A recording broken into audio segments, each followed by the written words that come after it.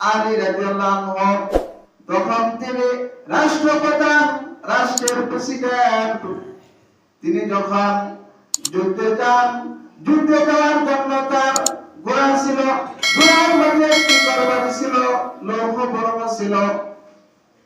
আলী রাদিয়াল্লাহু আনহু এর ঘোড়া থেকে লৌহ বর্মটি পড়ে যায়। লৌহ বর্মটি পড়ে যাওয়ার পর এক ইহুদি লৌহ বর্মটি নিয়ে যাওয়ার পর এক বাজারে বিক্রি করে দেয়। তখন আলী রাদিয়াল্লাহু আনহু দেখতে পেলেন ইহুদির কাছে তার লৌহ বর্ম, বলতেছে বাবা ইহুদি, এই লৌহ বর্মটি আমার অমুক দিন অমুক জায়গায় এই লৌহ বর্মটি আমার হারিয়ে যায়। আমার এই লৌহ বর্ম ইহুদির সাথে দুজনের তর্ক বিতর্ক হইতেছে। বলতেছে যাও যে আমরা বিচারকের কাছে যাই, যিনি বিচারক আছেন তার কাছে যাই। দুজনে মিলে বিচারকের কাছে গেলেন। বিচারকের কাছে যাওয়ার পর বলতেছেন যে এই লৌহ বর্মটি কার? যে আলী রাদিয়াল্লাহু আনহু বলতেছেন এই লৌহ বর্ম হলো আমার। ইহুদি বলতেছেন এই লৌহ বর্ম হলো আমার। দুজনের মাঝে দ্বন্দ্ব হয়ে গেল। বিচারক বলতেছেন যে আপনার যদি লৌহ বর্ম হয় আপনি সাক্ষী নিয়ে আসেন। আলী রাদিয়াল্লাহু আনহু বলতেছেন আমার সাক্ষী হলো আমার ছেলে হাসান, আমার গোলাম, আমার সাক্ষী। যে পিতার পক্ষে পুত্র সাক্ষী হতে পারে না, মালিকের পক্ষে গোলাম সাক্ষী হতে পারে না। সুতরাং আপনার এই লৌহ বর্ম না, এই লৌহ বর্ম হলো এই ইহুদির পক্ষে রায় দিয়ে দিলেন। বিচারক ইহুদির পক্ষে রায় দিয়ে দিলেন। রায় দেওয়ার পর আলী রাদিয়াল্লাহু আনহু যখন হেরে গেলেন, হেরে যাওয়ার পর ইহুদি বলতেছেন, আফসোস করে বলতেছেন, হায় আফসোস, ইসলাম এমনই একটি ধর্ম, সে রাষ্ট্রপ্রধান, রাষ্ট্রের প্রেসিডেন্ট হয়ে বিচারকের কাছে গিয়েছে, অথচ লৌহ বর্মটি তার। তবু ইচ্ছা করলে আমার কাছ থেকে সে লৌহ বর্ম নিয়ে যেতে পারতো, ছিনিয়ে নিয়ে যেতে পারতো, কিন্তু সে লৌহ বর্ম না নিয়ে বিচারকের কাছে গেছে। ইসলামের কি শিষ্টাচার, ইসলামের কি আদর্শ! সুতরাং আমাদের বলে দাও লা ইলাহা ইল্লাল্লাহু মুহাম্মাদুর রাসূলুল্লাহ। যে আদর্শ মানুষ মুসলমান হয়েছে। আজকে আমরা যে ক্ষমতার জন্য দেখেন কি অবস্থা। আজকে আপনার ক্ষমতা, আপনি কুক্ষিগত ভাবে ক্ষমতা চালাইছেন, আজকে আপনি কোথায়? যে আল্লাহ রাব্বুল আলামিন আপনাকে ক্ষমতা দিয়েছেন, ক্ষমতা কিন্তু একদিনের জন্য না। আল্লাহ রাব্বুল আলামিন বাদশাকে ফকির বানান, ফকিরকে বাদশা বানান। আল্লাহ রাব্বুল আলামিনের কাছে সকল ক্ষমতা। এইজন্য ক্ষমতা নিয়ে কোনো বাড়াবাড়ি করা নেই। যে আমার অহংকার, দাম্ভিকতা, আমি অমুক লোক, আমি রাষ্ট্রের প্রেসিডেন্ট, আমি অমুক চাকরি করে, অমুক ব্যবসা করে। আল্লাহ রাব্বুল আলামিনের প্রিয় হাবিব বলছেন যে বান্দা, ও আমার সাহাবীরা, ও আমার সাথীরা, তোমরা নিজেকে ছোট মনে করো। নিজেকে তোমরা যত ছোট মনে করবে দামি হয়ে যাবে তোমরা মানুষের কাছে। এই জন্য আমাদেরকে নিজে ছোট মনে করতে হবে যে আমি সমাজের একদম নিচু লোক।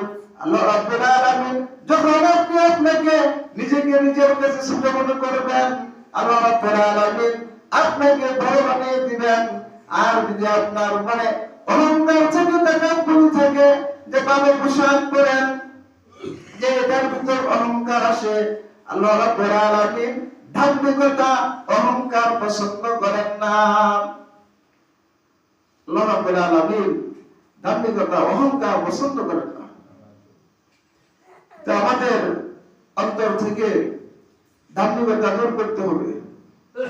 আল্লাহ রাব্বুল আলামিন বলতেছেন তিলকা দারুল আখিরা, তাদের জন্য তিলকা দারুল আখিরাতের জন্য আমি জান্নাতের ভিতর গৃহ নির্মাণ করব। আল্লাহ রাব্বুল আলামিন তাদের জন্য জান্নাতে গৃহ নির্মাণ করবেন। কাদের জন্য করবেন? নাজআলুহা লিল্লাযিনা যারা লা ইউরিদুনা উলুওয়ান ফিল আরদি ওয়া মাসাদা, যারা দুনিয়াতে লোভ লালসা, উলুবন, গর্ব, অহংকার, উঁচু হওয়া থেকে যারা বিরত থাকে, ফিল আরদি জমিনের মধ্যে, ওয়ালা নাসাআ নিজেকে জমিনের ভিতর ছোট মনে করে গর্ব অহংকার করে না, ক্ষমতার লোভ দেখায় না, আত্মগরিমা, এগুলি থেকে যারা বিরত থাকে তাদেরকে আল্লাহ রাব্বুল আলামিন জান্নাতের জয় তাদের জন্য ঘর নির্মাণ করবেন। ওয়াল আকিবাতু লিল মুত্তাকিন, আর সুপরিণাম তো মুত্তাকিদের জন্য। আল্লাহ রাব্বুল আলামিন পবিত্র কোরআনে কারীমের সূরা আল কাসাসের আল্লাহ রাব্বুল আলামিন সূরা আল কাসাসের 83 নং আয়াতে এই কথা বলতেছেন যে যারা তাদের জন্য আল্লাহ রাব্বুল আলামিন জান্নাতের ভিতর গৃহ নির্মাণ করবেন, ঘর নির্মাণ করবেন, যারা দুনিয়াতে আত্মগরিমা, লোভ লালসা, ক্ষমতার অপব্যবহার করে নাই, নিজেকে ছোট বড় করেছে, মানুষের সাথে ভালো ব্যবহার করেছে, বিনয়ের সহিত আচরণ করেছে, আর আল্লাহ তাআলার হুকুম নবীর তরিকা অনুযায়ী যারা তাদের জীবনকে পরিচালনা করেছে, আল্লাহ রাব্বুল আলামিন তাদের জন্য জান্নাতের ভিতর গৃহ নির্মাণ করবেন। তো জান্নাত যে আমরা মনে করি যে জান্নাতে যাওয়া সহজ, আসলে কিন্তু জান্নাতে যাওয়া সহজ। আল্লাহ তাআলা দুনিয়াতে আল্লাহ রাব্বুল আলামিন সব কিছু আপনি কোন কাজ করলে আপনার জন্য ভালো, কোন কাজ করলে আপনার মঙ্গল, কোন কাজ করলে আপনার পাপ হবে, আল্লাহ রাব্বুল আলামিন এই দুনিয়াতে সব কিছু প্র্যাকটিক্যালি আল্লাহ নবী সাল্লাল্লাহু আলাইহি সাল্লামকে দিয়ে করে গেছেন। দুনিয়ার মাঝে যখন আপনি পরীক্ষা দেন, দুনিয়াটা হলো পরীক্ষার হল। আল্লাহ রাব্বুল আলামিন পরীক্ষার হলের ভিতর আপনাকে প্রশ্ন আউট করে দিয়েছেন। দুনিয়ার পরীক্ষার ভিতর প্রশ্ন আউট করা হয় না। আর আল্লাহ রাব্বুল আলামিন দুনিয়াতে আপনাকে প্রশ্ন আউট করে দিয়েছেন। আল্লাহ রাব্বুল আলামিন বলতেছেন, বান্দা তুমি নামাজ পড়ো, আমার প্রতি ঈমান আনো, তাকওয়া অবলম্বন করো, আমাকে দৃঢ়ভাবে বিশ্বাস করো, আর তুমি আমার হুকুমগুলি সঠিকভাবে যদি পালন করো, তাহলে তোমার জন্য জান্নাত পাওয়া অতি সহজ। জান্নাত খুব সহজ আবার কঠিন, সহজ আবার কঠিন। যখন আপনি আল্লাহ তাআলার হুকুম আপনি পালন করতে যাবেন, তখন আপনার ভিতর বাধা আসবে। যখন আপনি দিনের কাজ করবেন, তখন বিভিন্ন ভাবে একজনকে দাওয়াত দিলেন আপনি, সে মসজিদে আসে নতুন ভাবে, যে একজন বলবে যে মুসল্লি সাজে গেছে অনেক বড়, যে নামাজ পড়তে আসে।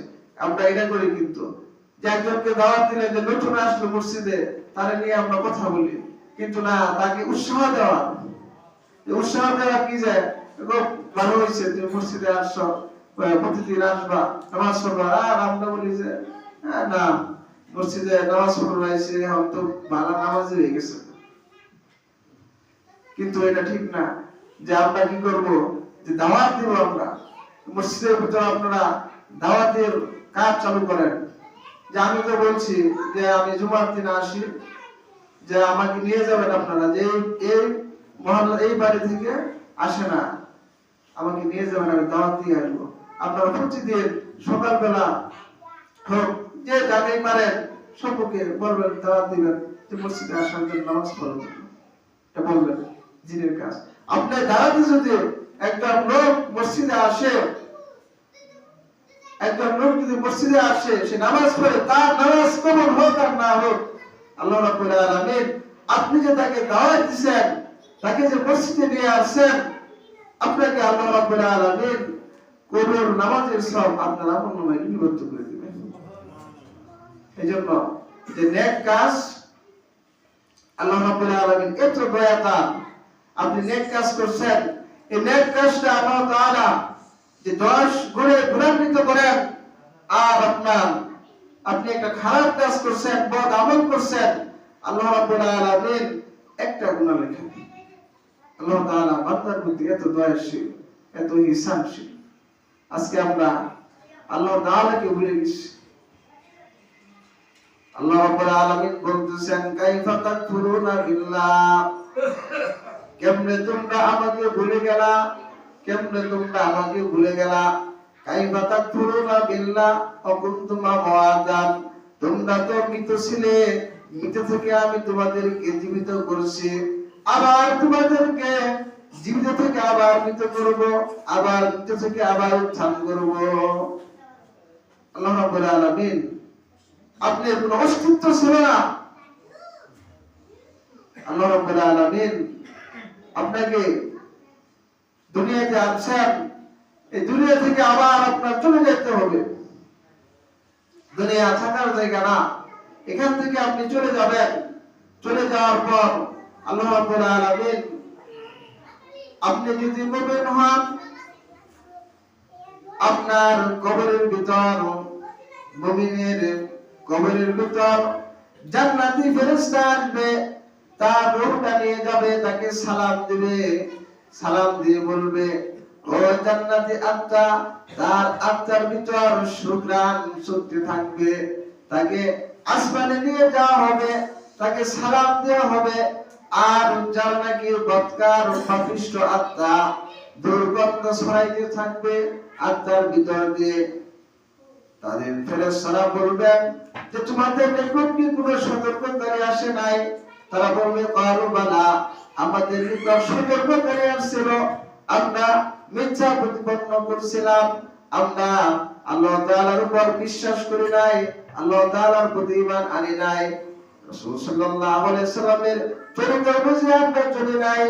এজন্য যে তোমাদের এই শাস্তি, এই কবরের ভিতর তাদেরকে জাহান্নামের সাথে সংযোগ করে দেওয়া হবে, সেখান থেকে তারা জাহান্নামের শাস্তি পেতে থাকবে।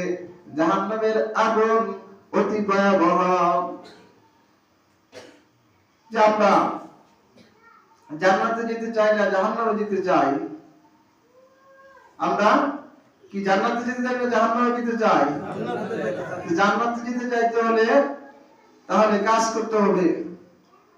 যে দুনিয়াতে যেরকম আপনি শ্রমিক নেন, আপনার সঠিক কাজ যদি শ্রমিক না করে, তাহলে আপনি প্রাপ্য মজুরি দিতে চান না। যে দেখবেন যে ভালো কাজ করে, তার কিন্তু কোনো অভাব থাকে না, সে প্রতিদিন কাজ করতেছে, তার ডিমান্ড থাকে ভালো। আর যে কাজের ভিতর অলসতা করে, যে না কামলা ভালো না, এটা এর লোকে তো না, যে লোকে ভালো কাজ করে ওরে নেই। এই জন্য যে দুনিয়ায় যে আপনি নিজে প্র্যাকটিক্যালি আপনি নিজের যে প্রমাণ করতেছেন, সে ভালো কাজ করে, তাকে আমি শ্রমিক নেই, কামলা নেই। আর যে একটু দুর্বল, ভালো কাজ করে না, তাহলে কামলা লই না। যে আল্লাহ রাব্বুল আলামিন আপনাকে শ্রমিক হিসাবে, আবেদ হিসাবে দুনিয়াতে পাঠাইছেন। আপনি যদি ভালো কাজ করেন, যত আপনি পরিপূর্ণ ভাবে আল্লাহ তাআলা হুকুম করে খুশিয়াতে নিয়তে ইখলাসের সহিত আপনি আমল করবেন, আল্লাহ রাব্বুল আলামিন তো আপনাকে আপনার আমল অনুযায়ী ততটুকু পরিমাণ আপনার যোগ্যতা অনুযায়ী আপনাকে আপনার কর্তব্য আল্লাহ তাআলা বুঝিয়ে দিবেন। কিন্তু আপনি যদি নরবলা, আমাদের যে ঈমান, যে এদিক দিয়ে যদি আপনার যে আসে, যে এখন দেখেন রাজনৈতিক ভাবে যে যারা আওয়ামী লীগ করতো, এখন তারা ভাষণ লেগিয়া মনে করেন যে তারা বিএনপির মাঝে বিভিন্ন ভাবে তারা ঢুকতেছে। যে আমাদের ঈমান হয়ে গেছে দুর্বল, দুর্বল ঈমান। আমরা ঈমান থাকতে হবে সতেজ, যে বাতিলকে আমাদের রুখে দিতে হবে, বাতিলকে ভয় পাওয়া যাবে না। সাহাবীরা কি করছেন, যখনই যুদ্ধ লেগে যেত তারা প্রতিযোগিতা করত যে কে আগে যাবে, কার আগে কে যাবে। আল্লাহ নবী সাল্লাল্লাহু আলাইহি সাল্লাম বদরের যুদ্ধের সময় সাহাবীদের তালিকা করতেছেন, যুদ্ধে যাবেন। মুআজ আর মুবাশশির নামে দুইজন ছোট ছোট সাহাবী, তাদের বয়স হয় নাই। আল্লাহ নবী সাল্লাল্লাহু আলাইহি সাল্লামের কাছে তারা বায়না করছে তারা যুদ্ধে যাবে, যে তোমরা তো ছোট ছোট, তোমরা যুদ্ধে যেতে পারবে না, যে না আমরা যুদ্ধে যাব। আল্লাহ নবী সাল্লাল্লাহু আলাইহি সাল্লাম বলেন, যুদ্ধে যাবা তোমরা দুইজনে কুস্তি ধরো। দুইজনে কুস্তি ধরছে, দেওয়ার পর বলতেছে যে ছোট ভাই বড় ভাইকে বলতেছে, আমি তোমাকে ফালাইয়া দিব, যদি আমি তোমাকে না ফালাই তাহলে তো আমি যুদ্ধে যেতে পারবো না। কিরকম প্রতিযোগিতা হয়। আজকে আমরা দিনের জন্য আমরা কি করতেছি, ইসলামকে প্রতিষ্ঠা করতে বলে আপনাকে আমাদের গোড়ায় সংসদে যদি আপনার ইসলাম কায়েম হয় তাহলে আপনার এমনিতেই কায়েম হবে। ওখান থেকে সবকিছু নাড়া যায়, ওখান থেকে সবকিছু চলে আপনার। ওখানে যদি আপনার ইসলাম প্রতিষ্ঠিত হয় তাহলে এমনি এমনি আপনার সারা বাংলাদেশের ভিতর ইসলামী রাষ্ট্র প্রতিষ্ঠিত হবে। আমাদের সংসদের ভিতর কোরআনে আইন চালু করতে হবে।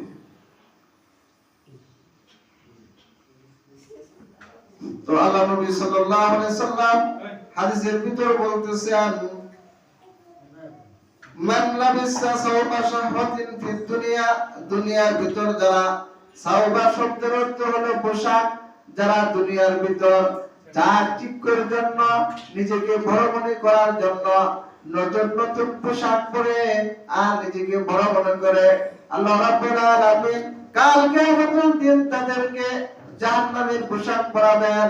এজন্য আবু হুরায়রা রাদিয়াল্লাহু আনহু সাহাবী, তিনি বলতেছেন, ওগো আল্লাহর নবী সাল্লাল্লাহু আলাইহি সাল্লাম, আমি নামাজরত অবস্থায় মুসল্লায় বসে আছি, এমন সময় একজন ব্যক্তি আসলো, একজন লোক আসলো, আয়েশা বলতেছে তুমি কি করতেছো?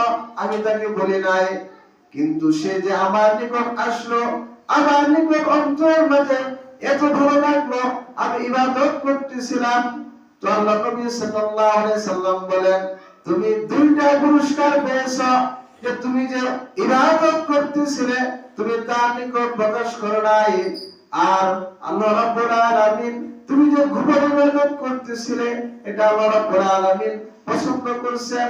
সুতরাং তুমি দুইটা মর্তবা পেয়েছো। এজন্য আমরা ইবাদত করব মানুষকে দেখানোর উদ্দেশ্যে না, উদ্দেশ্য থাকবে আল্লাহ তাআলাকে রাজি খুশি করার জন্য। আমরা যে ইবাদত করি, যে হজ করে আসছে, যে আল হজ অমুক, হজ হলো কি ইবাদত। তা আপনি নামাজ পড়েন, তা আপনার নামে তো যে এরকম বলা যায় যে নামাজ পড়ে, এটা কিভাবে বলা যায় যে অমুক নামাজি, এটা বলেন না কেন? আপনি নামাজ পড়েন, মুসল্লি অমুক, এটাও তো বলা যায়। হজ করে আসছেন, এটা আল্লাহ তাআলার ইবাদত। যে এটা আল হজ, এটা মানুষে বলে, কিন্তু আসলে ইবাদত এটা আল্লাহ তাআলা, এটা বলা আসলে ঠিক না। অনেকে দেখবেন যে হজ করে আসছে, অনেকে জানেই না। এই জন্য আমরা ইবাদত করব একমাত্র আল্লাহ তাআলাকে রাজি খুশি করার জন্য। যে ইবাদতের ভিতর যদি আপনার রিয়া এসে যায়, দাম্ভিকতা এসে যায়, তাহলে কিন্তু ইবাদত আল্লাহ তাআলার দরবারে কবুল হবে না। একমাত্র আল্লাহ তাআলাকে রাজি খুশির জন্যই আমাদের ইবাদত করতে হবে। আল্লাহ নবী সাল্লাল্লাহু আলাইহি সাল্লাম অন্য হাদিসে বলতেছেন, ইন্নাল্লাহা ইউহিব্বুল বারা ওয়া যিকরাহুল খাফিয়া আল্লাযীনা ইযা গাব্বু লাম ইয়াতাফাক্কারু ওয়া ইন হাজারা ওয়া লাম ইয়াকাবু ওয়া ক্বালা আলাইহিস সালাতু ওয়াস সালাম।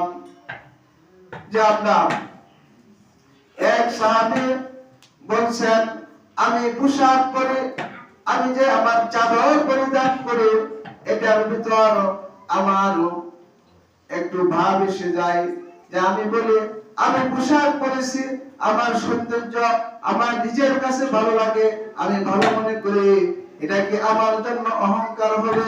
নবী করিম সাল্লাল্লাহু আলাইহি ওয়াসাল্লামকে প্রশ্ন করলেন যে তুমি পোশাক পরিধান করছো, পোশাক হলো তোমার লেবাস, পোশাক হলো তোমার সৌন্দর্য, এটার মাঝে কোনো তোমার অহংকার হবে না? অহংকার হলো ধার্মিকতা। মানুষকে তুমি দেখলা, দেখার পর মানুষের সহিত তুমি ভালো আচরণ করলা না, তাকে সালাম বিনিময় করলা না, তার সহিত ধার্মিকতার সহিত আচরণ করলা, অহংকার করলা, সেটাই তোমার অহংকার। আমাদের মানুষের সহিত ভালো আচরণ করতে হবে। যখনই আপনি পরিপূর্ণ হতে পারবেন, যখন আপনার দ্বারা এক মুমিন অপর মুমিন কষ্ট পাবে, তখনই আপনি পরিপূর্ণ মুমিন হতে পারবেন। আমরা সর্বদাই ছোটকে